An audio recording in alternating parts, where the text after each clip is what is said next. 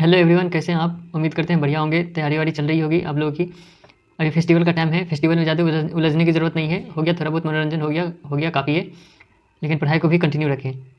ठीक, आप जिस बुक से तैयारी कर रहे हैं, जैसे लुसेंट हो गया, लुसेंट तो अपने आप में रामबाण है।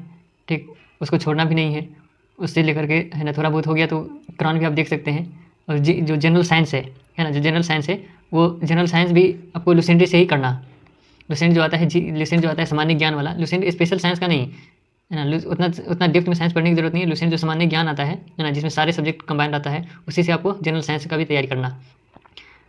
तो इस सीरीज़ में हम घटनाचक्र जीएस पॉइंटर को हम कंटिन्यू कर रहे थे, और जिसमें हम बौद्ध धर्म पढ़ेंगे। और ये हमारा तीसरा लेक्चर होगा, जिसमें हम आज बौद्ध धर्म को कंप्लीट करेंगे। तो चलिए हम स्टार्ट करते हैं अपना लेक्चर।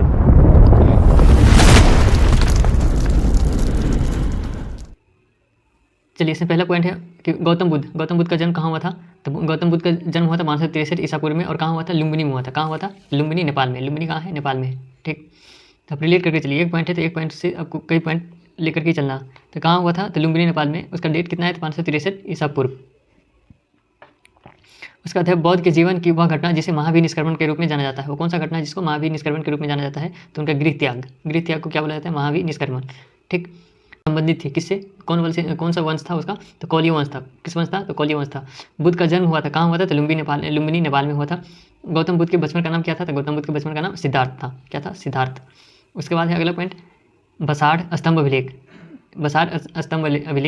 निगाली सागर स्तंभ अभिलेख, उसके बाद रामपुरवा स्तंभ अभिलेख तथा रुमनदेई स्तंभ अभिलेख में से वह कौन सा अभिलेख है जो इस परंपरा की पुष्टि करता है कि गौतम बुद्ध का जन्म लुम्बिनी में हुआ था? है ना, ये इतना सारे अभिलेख का नाम दिया है, और ऐसे भी पूछा जा सकता है क्वेश्चन। इसमें से वो कौन सा अभिलेख है जिस अभिलेख में लिखा गया है कि रुमनदेई, मतलब कि गौतम बुद्ध का जो जन्म है वो लुम्बिनी नेपाल में हुआ था? तो वो अभिलेख है रुमनदेई स्तंभ अभिलेख। इससे पता चलता है कि गौतम बुद्ध का जो है जन्म कहाँ हुआ था? तो लुम्बिनी नेपाल में हुआ था। हर्ष तथा धर्मपाल में से हुआ। अगला है, एक अभिलेख से सूचना मिलती है कि शाक्य मुनि बुद्ध धर्म लुम्बिनी में हुआ था। और ये था कि अब ये जो राजा दिया है, इस राजा में से वह कौन सा राजा है ना, जिसके अभिलेख से यह पता चलता है कि जो शाक्य मुनि कौन है? गौतम बुद्ध। उसका जन्म कहाँ हुआ था? लुम्बिनी नेपाल में हुआ था। तो मौर्य कौन सा शासक? तो यह है मौर्य शासक, जो अशोक था, है ना। मौर्य वंश का जो शासक था अशोक था। अब ये बताइए कि अशोक किसका बेटा था? ठीक, अब कमेंट करके बताएंगे अशोक किसका बेटा था, है ना। ये जरूर कमेंट करके बताएंगे। तो इसमें कौन हो जाएगा? तो मौर्य शासक। तो यहाँ पर दो क्वेश्चन पहले अगर अभिलेख करके अगर पूछ दिया जाए, है ना, 4 अभिलेख का नाम देकर के पूछ दिया जाए कि ये कौन सा अभिलेख है जिसमें पता चलता है कि गौतम बुद्ध का जन्म लुम्बिनी नेपाल में हुआ है, तो वो अभिलेख है रुमनदेई स्तंभ अभिलेख। अगर शासक का नाम देकर के पूछे कि ये कौन सा शासक है जिसके स्तंभ अभिलेख से पता चलता है कि उसका गौतम बुद्ध का जन्म लुम्बिनी नेपाल में हुआ है, तो वो है मौर्य शासक अशोक। अगला है पॉइंट, महात्मा बुद्ध का महापरिनिर्वाण हुआ कहाँ पर हुआ था? तो मल गणराज्य की राजधानी कुशीनगर में। कहाँ हुआ था? तो मल राज्य की राजधानी कुशीनगर में। उसके बाद है महापरिनिर्वाण मंदिर अवस्थित है कहाँ अवस्थित है? तो कुशीनगर में। कहाँ अवस्थित है? तो कुशीनगर में। उसके बाद है अवंती, गंगाधर, कौशल एवं मगध राज्यों में से हुआ जिसका संबंध बुद्ध के जीवन से था। वो कौन था? तो कौशल एवं मगध, है ना। कौशल एवं मगध जो है उसका संबंध किससे है? तो गौतम बुद्ध से। गौतम बुद्ध द्वारा अपने धर्म में दीक्षित किए जाने वाले अंतिम व्यक्ति कौन था? तो सुभद्र था, है ना। सुभद्र या सुभद्र, है ना, ऐसे ऐसे भी बोल सकते हैं। तो कौन था? तो सुभद्र था। उसके बाद है बुद्ध ने अपने जीवन की अंतिम वर्षा ऋतु, है ना, बिताई थी। तो कहाँ बिताई थी? तो वैशाली में। अपने जीवन का जो अंतिम वर्षा ऋतु है वो कहाँ बिताई थी? तो वो वैशाली में बिताई थी। गौतम बुद्ध बौद्ध मत में से अगला पॉइंट है, बौद्ध मत में निर्वाण की अवधारणा की सर्वश्रेष्ठ व्याख्या करता है। कौन करता है? तो तृष्णा रूपी अग्नि का शमन। ये क्या करता है? तो बौद्ध मत का निर्वाण की अवधारणा का सर्वश्रेष्ठ व्याख्या करता है। ठीक, उसके बाद है अलार कलाम जो है वो कौन थे? तो अलार कलाम थे बुद्ध के एक गुरु थे जो सांख्य दर्शन से, है ना, जो सांख्य दर्शन के आचार्य थे। सांख्य दर्शन, है ना, कौन थे? वो आचार्य थे। अब सांख्य दर्शन के आचार्य कौन थे? तो अलार कलाम। ठीक, उसके बाद अब बताएंगे कि योग दर्शन का आचार्य कौन है। ठीक, अगला पॉइंट है, महात्मा बुद्ध ने अपना पहला उपदेश धर्मचक्र प्रवर्तन कहाँ दिया था? तो धर्मचक्र प्रवर्तन जो है सारनाथ में दिया था। कहाँ दिया था? तो सारनाथ में। धर्मचक्र प्रवर्तन का मतलब होता है कि जब बुद्ध बनने के बाद अपना पहला उपदेश जो जनता को जो बताया अपने धर्म के बारे में, है ना, जनता को जो सिखाया, तो उसी को बोलते हैं अपना धर्मचक्र प्रवर्तन या फिर अपना पहला उपदेश। बुद्ध ने सर्वाधिक उपदेश कहाँ दिए थे? तो श्रावस्ती में दिए थे। कहाँ दिए थे? श्रावस्ती। उसके बाद है बुद्ध कौशाम्बी आए थे, है ना। बुद्ध जो है कौशाम्बी कब आए थे? तो उज्जैन के राजकाल में। ठीक, उज्जैन के राजकाल में कौशाम्बी आए थे। बुद्ध की मृत्यु के पश्चात प्रथम बौद्ध संगीति की अध्यक्षता की गई थी किसके द्वारा? बौद्ध संगीति महाकश्यप के द्वारा की गई थी। कब की अध्यक्षता किसके द्वारा की गई थी? महाकश्यप के द्वारा। किसके द्वारा की गई थी? तो महाकश्यप के द्वारा। तो यहाँ पर देखिए, यहाँ पर क्वेश्चन को आपको ध्यान रखना है ना, क्वेश्चन में क्या पूछा जा रहा है, तो आपको क्वेश्चन में घुमाया जा सकता है। इसमें कह रहा है क्या कि प्रथम बौद्ध संगीति में अध्यक्षता की गई थी किसके द्वारा? तो महाकश्यप के द्वारा। वही अगर पूछे कि प्रथम बौद्ध संगीति में, है ना, राजा कौन था, तो उस समय का राजा कौन था? तो राजा कौन था उस समय का? तो अजातशत्रु हो जाएगा। वही दूसरे बौद्ध संगीति के टाइम पे, दूसरे बौद्ध संगीति के टाइम पे जो है राजा कौन था? तो दूसरे बौद्ध संगीति के टाइम पे राजा हो जाएगा कालाशोक। कौन हो जाएगा? कालाशोक। और इस समय अगर पूछे दूसरे बौद्ध संगीति के समय अध्यक्षता किसके द्वारा की गई थी? तो मोगलीपुत्तिस नहीं, सभाकामी के द्वारा। किसके द्वारा? सभाकामी के द्वारा। उसके बाद तीसरा अगर बौद्ध संगीति की बात करें, है ना, तो तीसरा बौद्ध संगीति किस राजा के समय किया गया था? तो ये किया गया था अशोक के समय। किसके द्वारा? तो किस समय हुआ था? तो अशोक के समय। और किसके द्वारा किया गया था? इसमें अध्यक्षता कौन किया गया था? तो अध्यक्षता किया गया था मोगलीपुत्तिस। किसके द्वारा? मोगलीपुत्तिस। उसका चौथा बौद्ध संगीति कब हुआ था, मतलब किसके शासनकाल में हुआ था? तो चौथा बौद्ध संगीति हुआ था कनिष्क के काल में। किसके काल में? तो कनिष्क के काल में। और उस समय जो है अध्यक्षता किसने की थी? तो अध्यक्षता किया गया था वसुमित्र के द्वारा। किसके द्वारा? तो वसुमित्र के द्वारा। तो ये सारा एक पॉइंट से आपको सारे पॉइंट को याद करके रखना, ठीक, तब आपका कुछ काम बनने वाला। चलिए, प्रथम बौद्ध संगीति का आयोजन हुआ था कब हुआ था? तो प्रथम बौद्ध संगीति का आयोजन हुआ था राजगिरी की सप्तपर्णी गुफा में। ठीक, कहाँ पर हुआ था? तो राजगिरी की सप्तपर्णी गुफा में। ठीक, दूसरे बौद्ध संगीति कहाँ हुआ था? तो वैशाली में। पहला राजगिरी, दूसरा वैशाली, तीसरा पाटलिपुत्र और चौथा कुंडलवन कश्मीर में हुआ था। ठीक, चलिए अगला पॉइंट है कि कश्मीर में कनिष्क के शासनकाल में जो चतुर्थ बौद्ध संगीति आयोजित हुई थी उसकी अध्यक्षता किसके द्वारा की गई थी? तो किसके द्वारा? तो वसुमित्र के द्वारा। बौद्ध धर्म के महायान शाखा औपचारिक रूप से प्रकट हुई थी किसके काल में? तो कनिष्क के शासनकाल में, चौथी बौद्ध संगीति के टाइम पे। ठीक, अगला पॉइंट है प्रथम, द्वितीय, तृतीय एवं चतुर्थ बौद्ध संगीतियों में के आयोजन स्थलों का सही क्रम क्या है? तो सही क्रम है राजगिरी, वैशाली, पाटलिपुत्र एवं कुंडलवन कश्मीर। ये चार क्या है? तो ये चार क्रम है उसका। पहला कहाँ हुआ था? तो पहला हुआ था राजगिरी में, दूसरा वैशाली में, तीसरा पाटलिपुत्र और चौथा कुंडलवन कश्मीर में। उसके बाद महायान बौद्ध मत की विशेषताएं हैं। क्या है उसकी विशेषता? तो बुद्ध को देवावतार रूपन मानना, है ना, जो देव अवतार जो है बुद्ध को मानता है महायान वाले। उसके बाद बोधिसत्व को प्राप्त करना, है ना, बोधिसत्व के पथ पर चलना। उसके बाद है मूर्ति उपासना एवं अनुष्ठान करना। प्रथम बौद्ध संगीति का आयोजन हुआ था किसके द्वारा हुआ था? तो मतलब किसके शासनकाल में हुआ था? तो शासन था अजातशत्रु के शासनकाल में। और द्वितीय बौद्ध सभा, है ना, द्वितीय बौद्ध सभा का आयोजन किया गया था किसके शासनकाल में? तो कालाशोक के शासनकाल में। अगला पॉइंट क्या दिया है? अगला पॉइंट दिया हुआ है बुद्ध के जीवन के 4 महत्वपूर्ण घटनाएं और उनसे संबंधित स्थल। ठीक, उनसे संबंधित स्थल। तो पहला है जन्म, है ना, जन्म कहाँ हुआ था? तो जन्म हुआ था लुम्बिनी में। कहाँ हुआ था? लुम्बिनी में। उसके बाद है ज्ञान प्राप्ति कहाँ हुआ था? तो ज्ञान प्राप्ति का जो है उसका जो ये है चिन्ह है वो क्या है? बोध गया। ठीक, प्रथम प्रवचन, है ना, प्रथम प्रवचन कहाँ दिए थे? तो प्रथम प्रवचन सारनाथ में। कहाँ दिए थे? तो सारनाथ में या फिर ऋषिपत्तनम। उसका बाद महाभिनिष्क्रमण, है ना, महाभिनिष्क्रमण या फिर निधन कहाँ हुआ था उसका? तो कुशीनगर में। कहाँ हुआ था? तो कुशीनगर में। अगला पॉइंट है भारतीय कला में बुद्ध के जीवन की वह घटना जिसका चित्रण मृग सहित चक्र द्वारा हुआ है। तो किसका हुआ है? तो प्रथम उपदेश का। किसका हुआ था? तो प्रथम उपदेश का। अगला पॉइंट है फिर से है अर्थ और चिन्ह है। ठीक, तो जन को जो है किस चीज़ से दिखाया जाता है? तो जन को कमल से दिखाया जाता है। उसके बाद है प्रथम प्रवचन को किस चीज़ से दिखाया जाता है? तो धर्मचक्र परिवर्तन से दिखाया जाता है ना, मतलब इसे उसका ये है क्या बोलते हैं कि उसका चिन्ह है। उसका है महाबोधि जो है वो बोधि वृक्ष या फिर पीपल वृक्ष, है ना, इसको दिखाता है। उसका गृह त्याग से मतलब गृह त्याग को किस चीज़ से दिखाया जाता है? तो घोड़ा से दिखाया जाता है ना। इसका घोड़ा का नाम क्या था? तो घोड़ा का नाम था कंथक। क्या था? तो इसका घोड़ा का नाम था कंथक।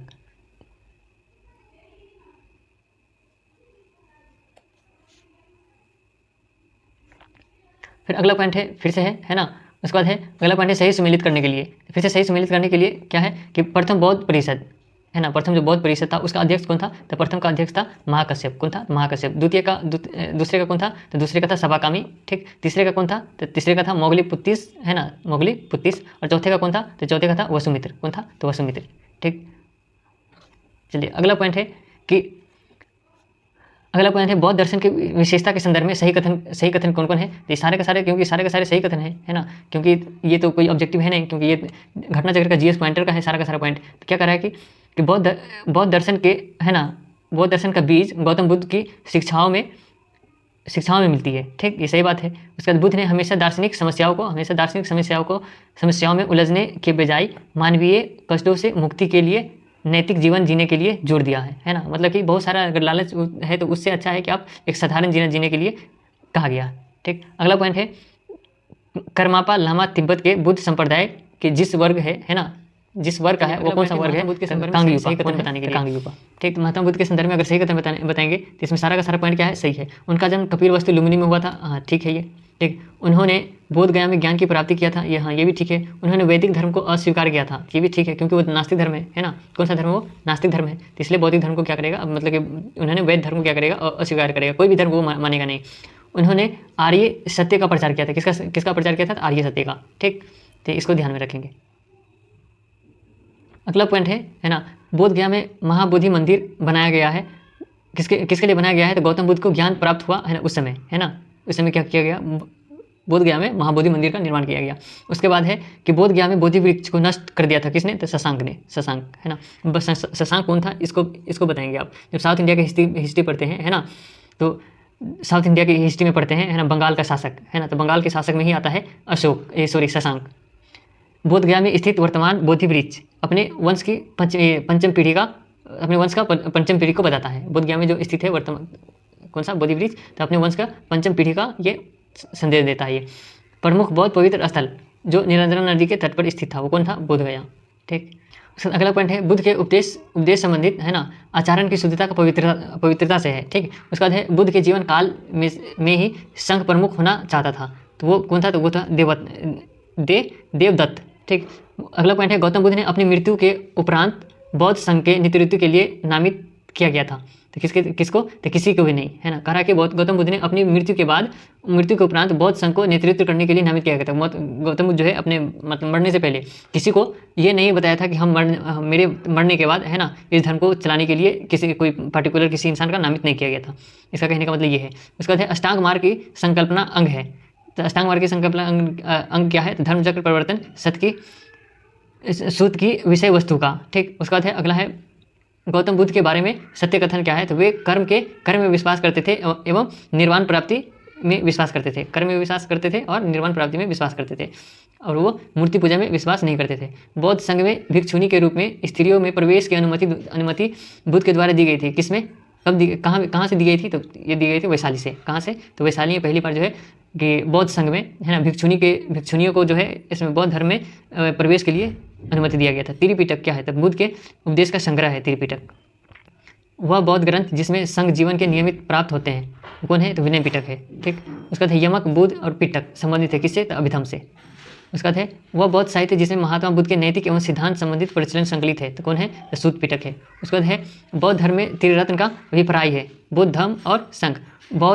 वह बौद्ध साहित्य जिसमें बुद्ध के दार्शनिक सिद्धांत का उल्लेख है, वो कौन है, तो अभिधम पिटक। उसके बाद है प्राचीन भारत के बौद्ध मठों में पर्वन नामक समारोह आयोजित किया जाता था, जो वर्षा ऋतु के दौरान मठों में प्रवास के समय भिक्षुनियों द्वारा किए गए अपराधों की स्वीकारो शक्ति का अवसर होता था। उसके बाद अशोक विहार स्थित है ना, अशोकाराम विहार स्थित कहाँ है, तो पाटलिपुत्र में। अशोकाराम विहार कहाँ स्थित है, तो पाटलिपुत्र में। उसके बाद विश्व का सबसे ऊंचा कहा जाने वाला विश्व शांति स्तूप कहाँ है, तो राजगीर बिहार में। कहाँ है, तो राजगीर बिहार में। बुद्ध की 80 फीट बड़ी प्रतिमा जो बोध गया में निर्मित की गई थी, है ना, किसके द्वारा, तो जापानियों के द्वारा। किसके द्वारा, तो जापानियों के द्वारा। अगला है सर्वप्रथम स्तूप शब्द मिलता है, कहाँ मिलता है, तो ऋग्वेद में। कहाँ मिलता है, तो ऋग्वेद में।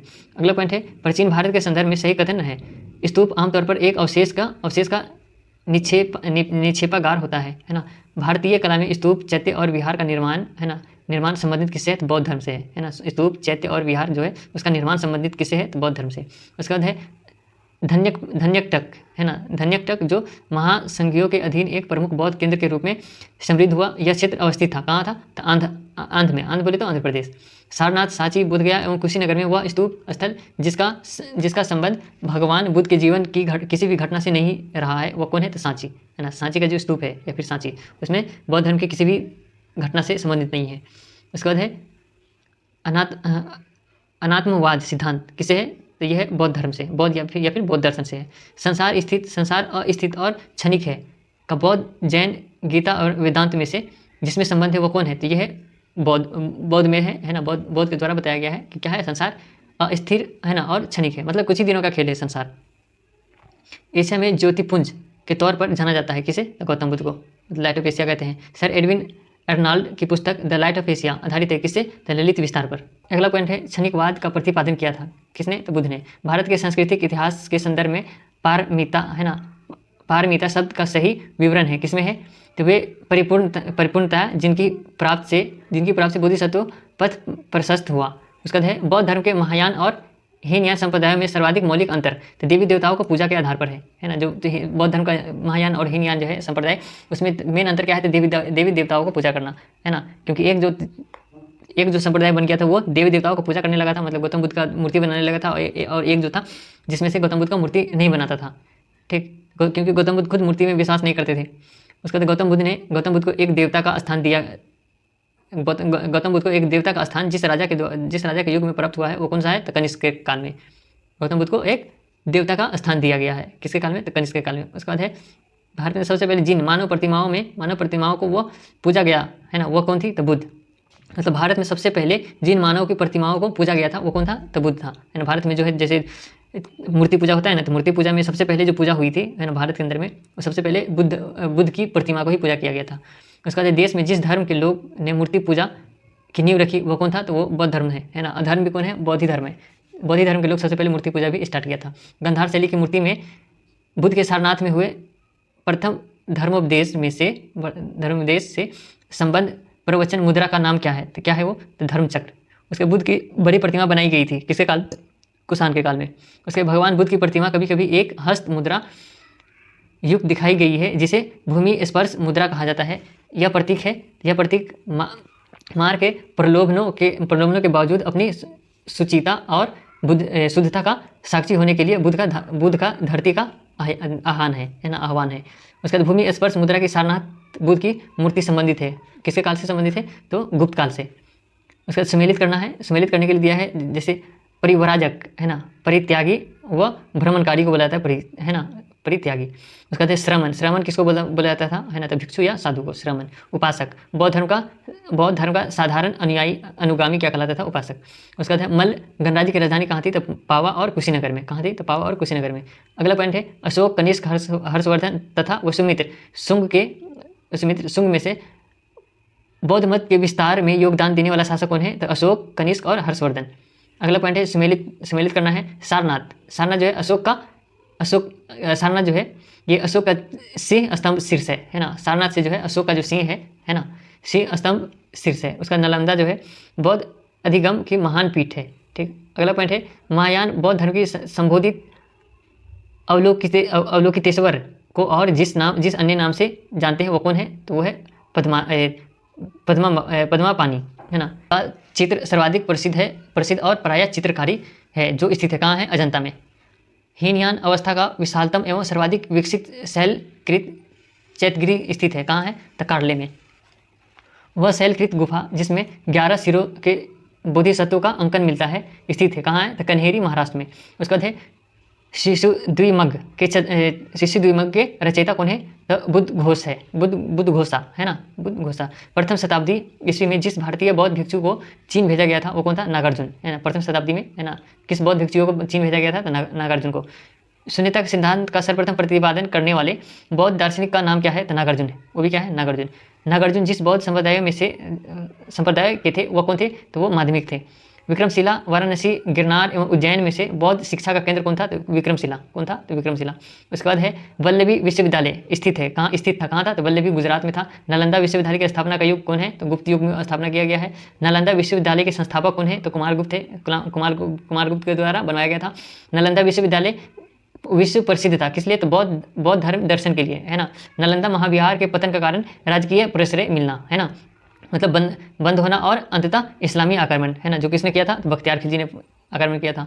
उसके बाद अगला पॉइंट है नालंदा महाविहार विख्यात है किस लिए? तो पाली अनुसंधान संस्था के लिए।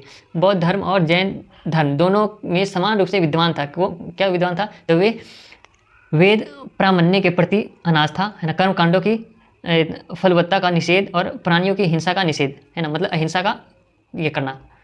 बौद्ध धर्म के 4 आर्य सत्य सही क्रम कौन है? तो बौद्ध धर्म के 4 आर्य सत्य है दुख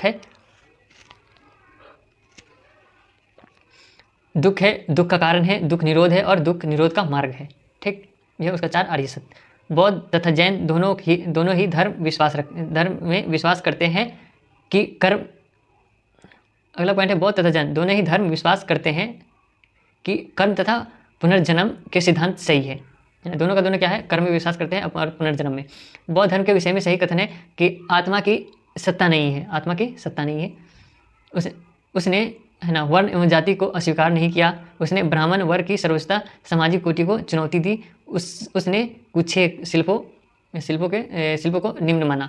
अगला पॉइंट है बौद्ध धर्म के विस्तार के कारणों में सम्मिलित थे। तो धर्म की सादगी, दलितों के लिए विशेष अपील और धर्म की मिशनरी भावना और स्थानीय भाषा का प्रयोग, ये क्या था, बौद्ध धर्म के विस्तार करने का ये सब उसका मार्ग था, है ना।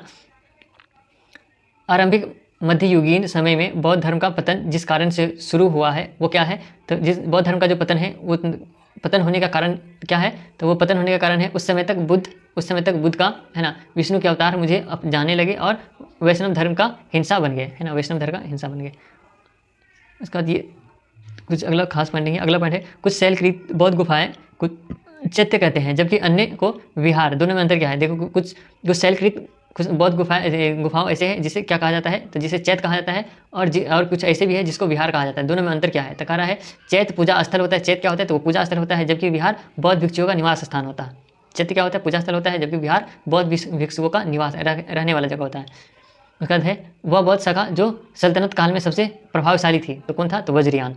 ठीक, वज्रयान भी इसका एक और शाखा बन गया था। पूरी भारत में पाल शासक समर्थक थे, किसे, तो बौद्ध मत के। ठीक,